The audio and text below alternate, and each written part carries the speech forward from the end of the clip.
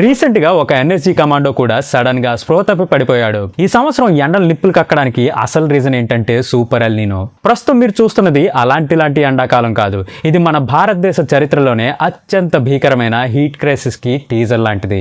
ఆకాశం నుండి మండుతున్న అగ్గిరవ్వలు కురుస్తున్నట్లు గాలి నిప్పులు కక్కే కొలిమిలా మారిపోతుంది. ప్రపంచంలోనే అత్యధిక ఉష్ణోగ్రతలు నమోదైన టాప్ 20 సిటీస్ లో 19 మన దేశంలోనే ఉన్నాయి. జనాలకి ఇది ఎంత సీరియస్ మ్యాటరో అర్థం కావట్లేదు.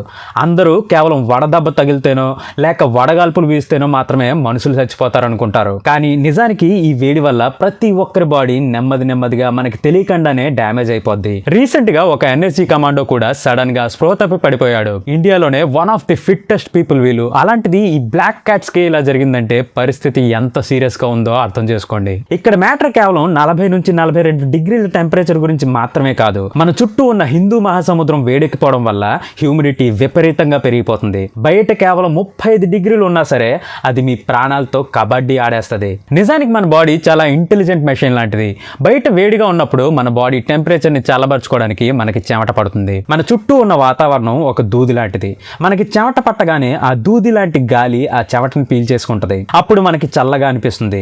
ఇది ఒక న్యాచురల్ మెకానిజం. కానీ ఇప్పుడు ప్రాబ్లం ఏంటంటే ఆ దూది ఆల్రెడీ తడిచిపోయింది. ఎందుకంటే సముద్రం నుంచి వచ్చే హ్యూమిడిటీ వల్ల గాల్లో ఆల్రెడీ నీరు నిండి ఉంటుంది. సో ఇప్పుడు గాలి తడిగా ఉండడం వల్ల అది మీ చెమటను పీల్చుకోలేదు. అప్పుడు బాడీ కన్ఫ్యూజ్ అయిపోయి అర్రే ఇంకా చల్లబడలేదే అని చెప్పి మరింత చెమటను బయటికి పంపిస్తుంది. అందుకే మనకి సమ్మర్ లో ఇంతలా చెమటలు పడతాయి. ఇలా ఎక్కువగా చెమటలు పడడం కూడా చాలా డేంజరస్. ఎందుకంటే ఈ చెమట మీ రక్తం నుండి వస్తుంది. రక్తం నుండి నీరు వెళ్ళిపోతే అది చిక్కబడిపోయి ఆ ప్రభావం డైరెక్ట్ గా కిడ్నీల మీద పడుతుంది. తమిళనాడులో జరిగిన ఒక స్టడీ ప్రకారం ప్రతి 5గురిలో ఒకరి కిడ్నీ దీని వల్లే వీక్ అయిపోతుంది. దీనికి మెయిన్ రీజన్ ఈ వేడి మరియు హ్యూమిడిటీనే. రేపొద్దున ఎవరికైనా హార్ట్ అటాక్ వచ్చినా కిడ్నీ ఫెయిల్ అయినా ఎవ్వరు ఈ వేడిని నిందించరు. ఎందుకంటే ఈ డ్యామేజ్ నెమ్మదిగా జరుగుతుంది కాబట్టి ఎవ్వరికి అర్థం కాదు. ఈ సంవత్సరం ఎండలు నిప్పులు కక్కడానికి అసలు రీజన్ ఏంటంటే సూపర్ ఎల్ నీనో. పసిఫిక్ మహాసముద్రం లోతుల్లో ఒక భయంకరమైన రాక్షసి మేల్కొంటోంది. 1877లో ఇది వచ్చినప్పుడు ప్రపంచ జనాభాలో 4% మంది టపా కట్టేశారు. అందులో 10 మిలియన్ల మంది మన భారతీయులే. పసిఫిక్ మహాసముద్రం మన భూమికి ఒక ఎయిర్ కూలర్ లా పనిచేస్తుంది. కానీ ఈ సిస్టమ్ ఒక్కసారి దెబ్బతిందంటే మాత్రం సముద్రం వేడిని పీల్చుకోవడం మానేసి రివర్స్ లో అదే మరిగిపోతుంది. రిజల్ట్ ఏంటంటే ఇండియాలో వర్షాలు ఉండవు, ఎండలు భయంకరంగా ఉంటాయి. మన సిటీలు ఇప్పుడు అర్బన్ హీట్ ఐలాండ్ ట్రాప్ లో చిక్కుకున్నాయి. పగలు బిల్డింగ్లు పీల్చుకున్న వేడిని రాత్రిపూట హీటర్ లాగా బయటికి వదులుతాయి. తందూరి లాంటి వేడి గదుల్లో పడుకోవడం వల్ల మన అవయవాలు రికవర్ అవ్వలేక దెబ్బతింటున్నాయి. రాజస్థాన్, ఢిల్లీ లాంటి రాష్ట్రాల్లో ఉష్ణోగ్రతలు 50 డిగ్రీలకి టచ్ అవుతున్నాయి.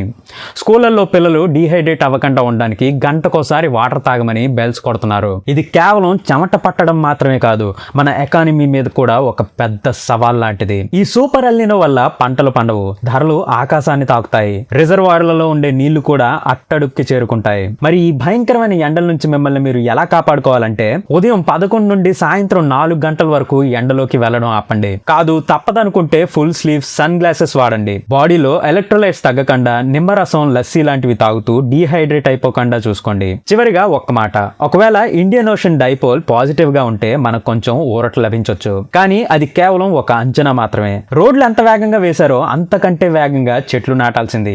కానీ మనం అలాంటి పనులు చేయలేదు. ఒక పాత చెట్టు కాపాడుకున్నా సరే అది చుట్టుపక్కల వేడిని 12 డిగ్రీల వరకు తగ్గించగలదు. ఈ సూపర్ ఎల్ నీనో ఒక గట్టి హెచ్చరిక లాంటిది. ప్రకృతితో మనం గేమ్స్ ఆడితే అది మనతో ఆడుకోవడం స్టార్ట్ చేస్తుంది. వరల్డ్ హెల్త్ ఆర్గనైజేషన్ అయితే ఇప్పటికే గ్లోబల్ వాటర్ బ్యాంక్రప్సీ వార్నింగ్ ఇచ్చేసింది. అంటే నీళ్ళు అయిపోతున్నారా బాబు అని చెప్పి తలా తోకా బాదుకుంటుంది. కానీ మన మీడియాకి మాత్రం ఇవేవీ కనిపించట్లేదు.